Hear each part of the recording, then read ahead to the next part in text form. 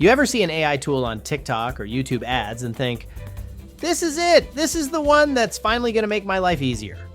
And then 5 minutes later, you're like, wait, did I just get played? Yeah, that's exactly what people are asking about Sintra AI right now. So let's break it down. No fluff, just the real deal. Sintra AI calls itself an AI for entrepreneurs. It's supposed to help you generate business ideas, build content, manage workflows, even automate tasks. Basically the dream tool if you're trying to hustle online, but the question is, does it actually live up to the hype? On Trustpilot, reviews are all over the place. Some users love the slick dashboard and say it actually helped them brainstorm and organize content faster. But then you've got a chunk of people calling it overpriced, saying the features feel half-baked.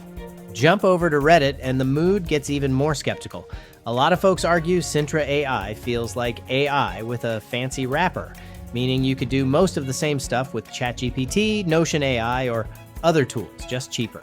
To make it simple, here's a quick chart I pulled together. So here's the truth. Sintra AI isn't fake, but it might not be the all-in-one miracle it's marketed as. If you're already using other AI tools, you might not get much extra bang for your buck here. Don't get blinded by hype. Test it, compare it, and only pay if it actually solves a problem for you. And hey, if you want to see my breakdown of the best budget AI tools that actually deliver in 2025, click the next video. I'll save you some cash and headaches.